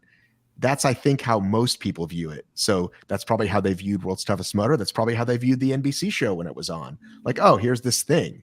But yeah, if it was on every week, people would probably be like, man, I love that hunter. Man, I hate that hunter. You know what I mean?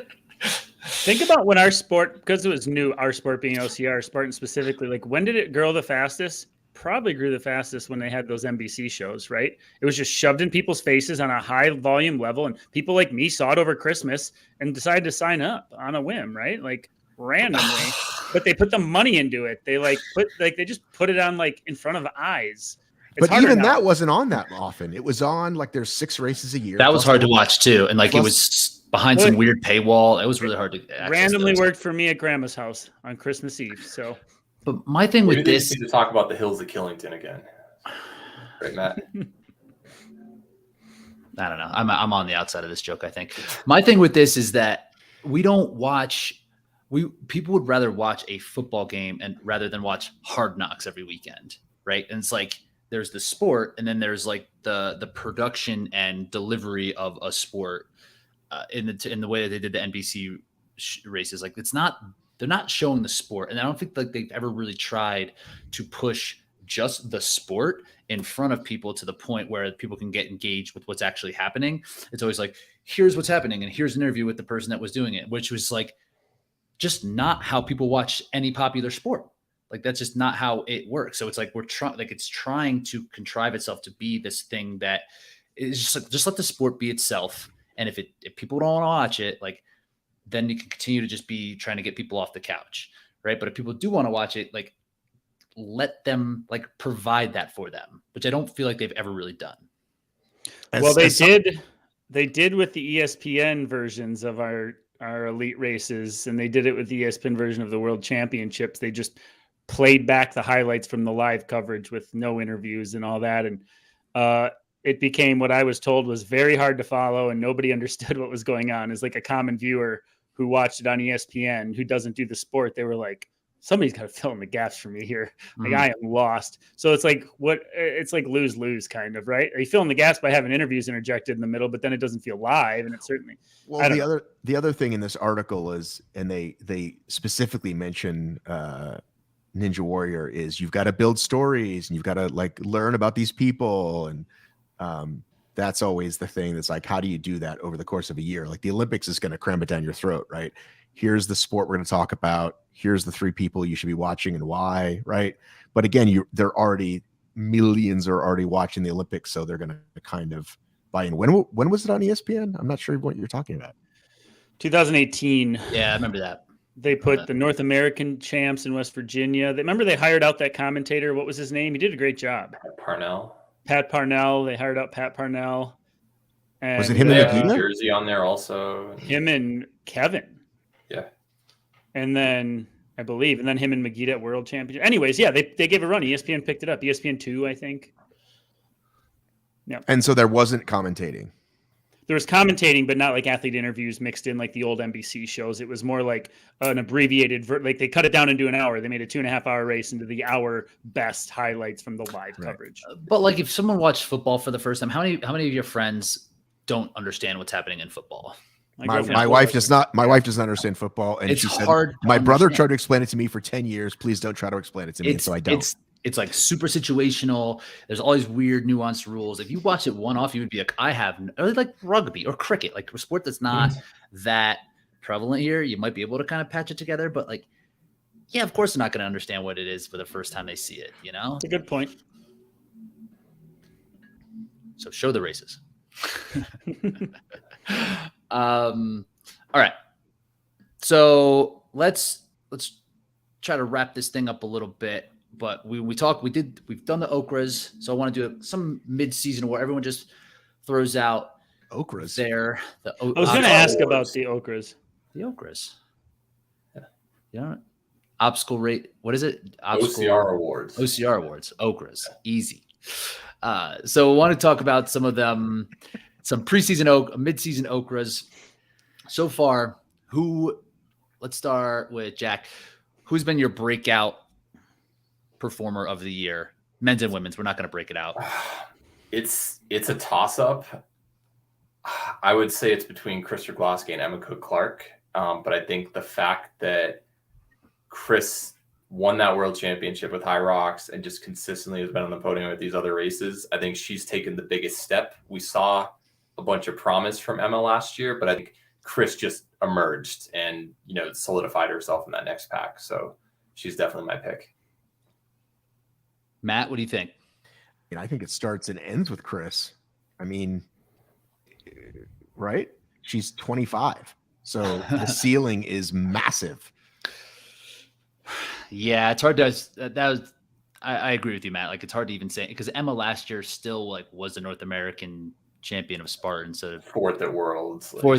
Like, she's already been on. She was more of a breakout artist last year, or she was the rookie of the year last year. No, I forget.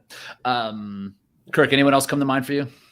No, doesn't come to mind for anybody listening either. And on the men's side, there's what about dudes? On the men's side, there's nobody. There's nobody that because it really is. I mean, we don't need to kid ourselves when it's much more dense on the competitive side up front, and to go and do what somebody like a Chris has done, or like an Emma, her dominance, like it's nearly impossible to do on the men's side with consistency. If somebody shows up and does it, wins every race convincingly. We thought maybe VJ had a shot, but he's had some hiccups. And so who really else? Like, yeah, Hawk won. If we didn't see him last year do so well, I think he'd be a prime candidate. Well, and the body of work is still too small. Correct. Right? Well, for breakout, you can be. It's like most improved. Real quick. Hey, Eugenio. Real Camacho. You got second. Camacho. My bad. Real quick, Bracken, I was just pulling up some of Chris's stats, and I saw an ultra on there, a Spartan ultra. Has she is this for Bracken? Are we texting him? Who are we talking to? Sorry, Jack. Has she done the whole what? Do you know what distance she's missing for the Spartan thing from the stadium to ultra? Know I don't know if she's done a Spartan ultra yet. I don't think she has. She won this one. I'm looking at Spartan Ultra 50K. She won it. Where? In like Dallas or something? Dallas, October. Oh yeah, no, Dallas. Has she done a stadium? Probably Dallas also if she did it. All right, go look that up. Go see where she is on because there's only 7 of those people or 4 of those people. No, it's up to like 25 or something. Really? There were like 10 people who ended up doing it that year because they're like, oh, I didn't know that was a thing, and then a bunch of people did it. So not age group, by the way. No, elite. Okay. The number who have won is That's very what I mean. small. That's what yeah. The number of podiums is almost a couple dozen. All right, let's get one. If we had to pick a dude, I guess now I'm like forcing myself to be better here or something. Yeah, be better. I don't. I'm not better. I'm trying to deflect to you guys now for the sake of conversation. Like Lars, I think sure. Nick Mask, kind of burst on the scene a little bit. Lars was. Was he on the Large podium race last year, though. Yeah. I mean, it's not rookie. Somebody who has a podcast should be interviewing these people so we know who they are. You guys need to get on that. I've had really Lars do. on. Yep. I've had Nick on multiple times. You have him on. Kirk, have you had him on? Neither of those fellas. But no, we have not had Lars on. Nope. I think he's mad at me. Episode 200 something. Even in like Europe and stuff, I can't think of anybody who's just like, oh, guys, watch out for this one yet. It's the usual suspects. Alondra Greenlee, I think, could be on that. She could be in the mix. But, When I saw her, Chris. when I saw Alejandro, she was like, I think she kind of is that kind of person that's like not going to say much, but like, yeah, okay, you're going to see me again. Like, don't worry. Oh yeah, so I think she'll be back. big time. Yeah. What has been the best performance you've seen all year? Single performance Across all brands? Anything. Yep.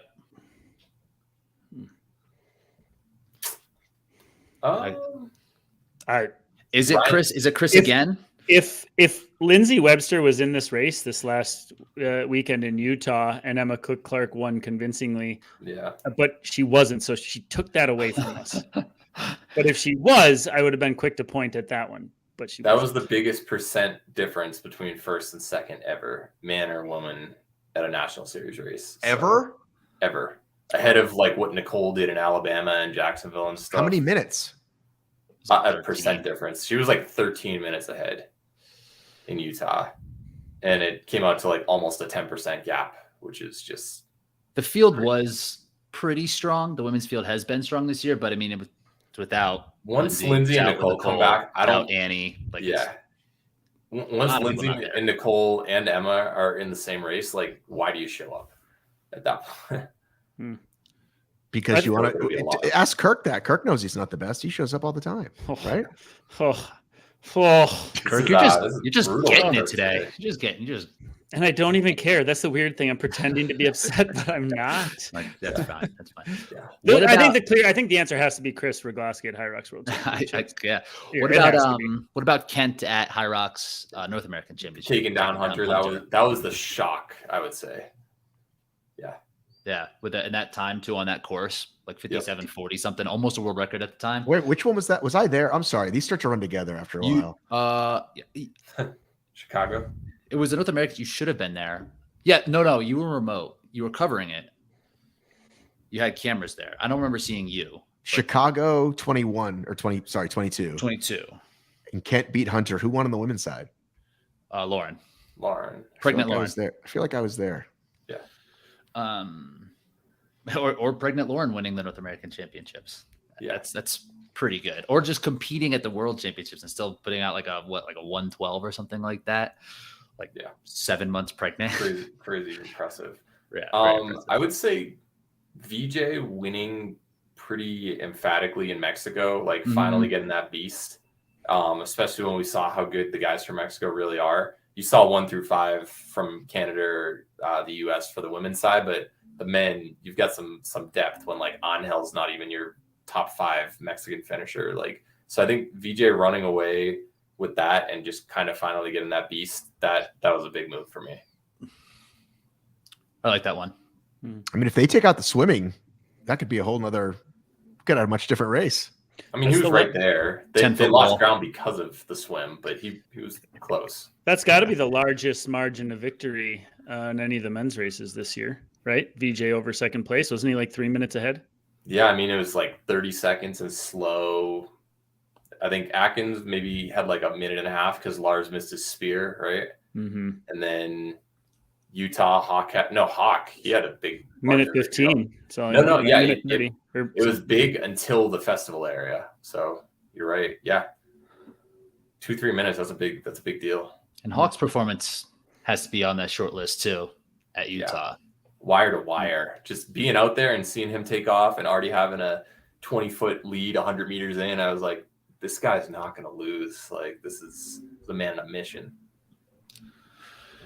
And who's been the MVP? Who has the Hobie Call award? Mid-season MVP. Till she loses, you can't not put Lindsay. I don't. It's tough to MVP for individual sports, isn't it? Yeah, but she hasn't lost a Spartan race since 2019. It's 2022. Like MVP is a team thing, though. Like it's did All your right. most to help your team, right? Isn't it? This most is the- outstanding player. This is the Hobie Call Award, what you would call the MVP. We can call it some. We're getting mop. lost in the semantics here. Yeah.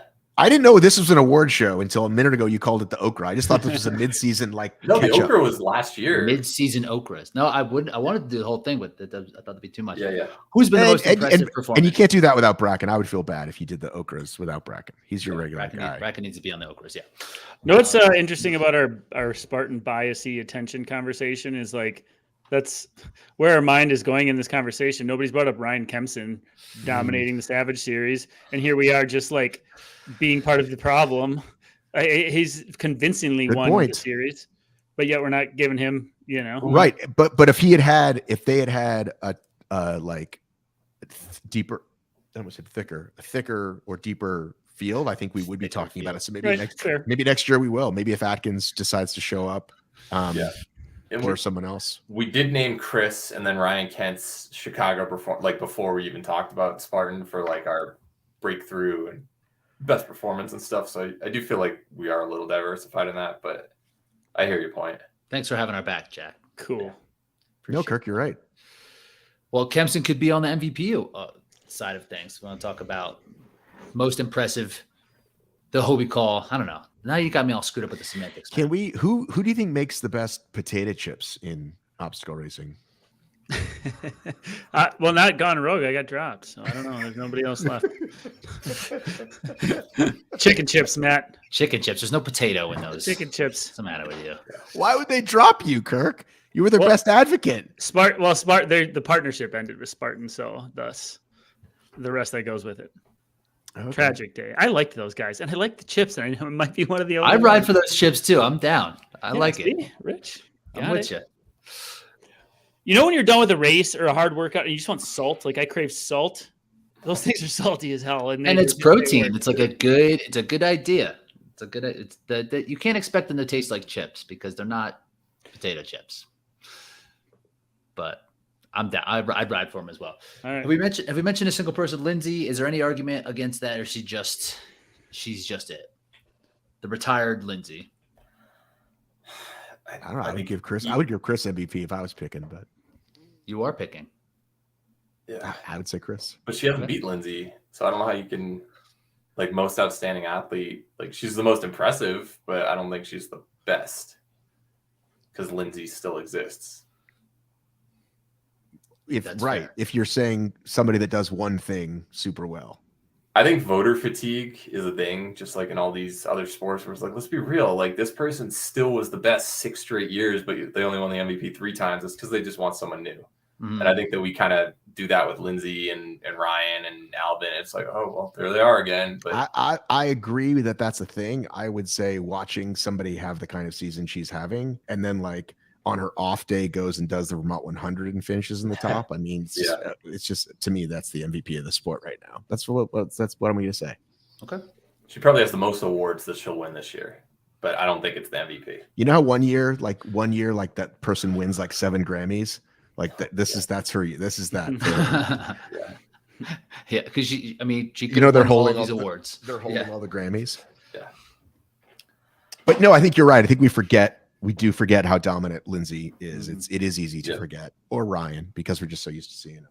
All right. One last question on the Spartan thing. Will Lindsay lose to Emma at some point this year in a Spartan race? There are probably 3, maybe more opportunities this year, depending if they do like Greece or something, but most likely Kelowna, most likely Blue Mountain, and most likely Abu Dhabi. We'll see the 3 of them. I would be just as likely to bet that Lindsay might not beat Emma in all 3 of those if Emma gets more proficient, and she seems to be trending that way. I know that's a crazy thing to say, but I think it's going to happen once. It's going to happen again. It might even happen again. Not to discredit Lindsay.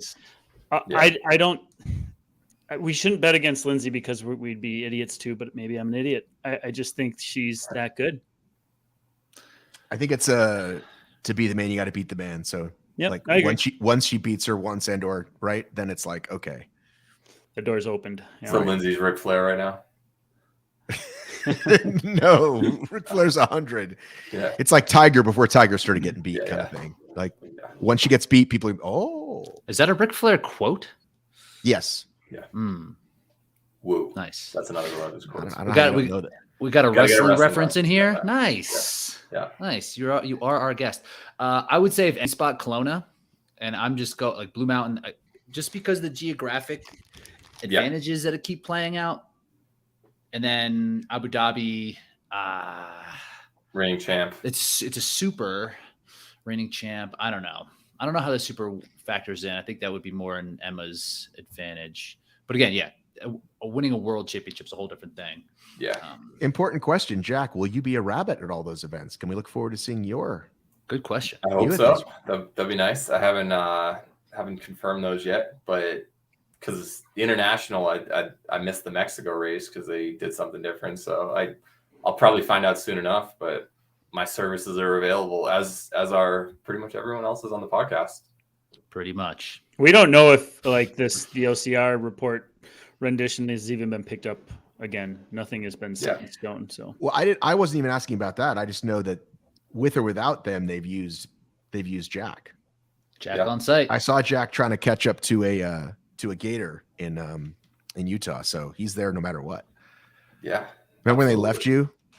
No, that was in Big Bear. That was Big Bear. Sorry. Yeah, they just left. That was great. It's like, hey, meet me over here. Just kidding. You're not actually going to be there. Let me sprint up this hill at Emma's pace, trying to catch up to them. Not going to happen. Jack, compared to an all-out race effort, what kind of effort was it needed from you in order to film that? A 10 being like you sold your soul on that mountain.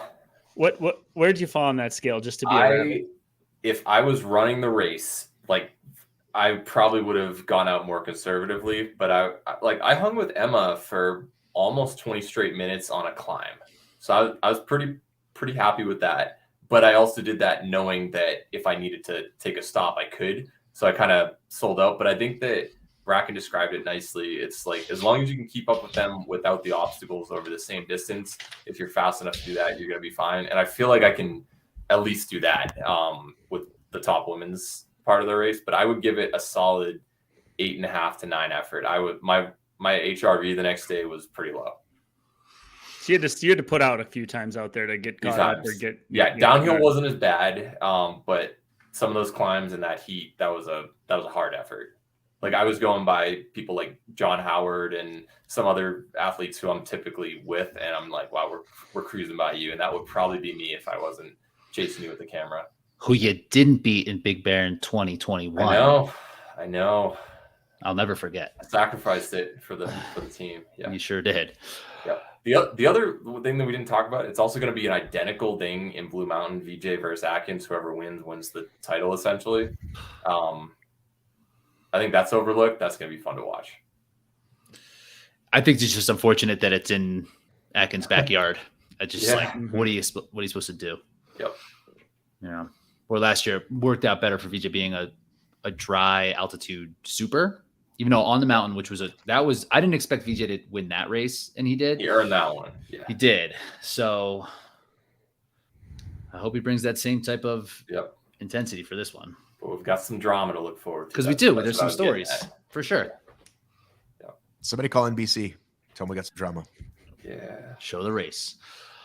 All right. Well, let's wrap this thing up. Matt, where can we find you? What do you got going on? What's on the show? What kind of videos are we looking at? Well, I got to say, I put up this episode the other day with someone that people hadn't heard of, and the feedback was really good. So I think look forward to some more athletes you may not know on the show, not just the fabulous athletes. But I realized as we're talking, I've never had Kirk on. So Kirk, we need to make that happen. As soon as this call is over, let's set up a time. Never had Kirk on. I've never had Kirk on. You probably had a finish line or two. And we did that weird thing with Ryan Woods, but that was another thing altogether. The Rye Reasons? What did you do with Ryan Woods? What was that? Was it part of Rye Reasons? Wasn't it part of Rye Reasons? It wasn't a part of.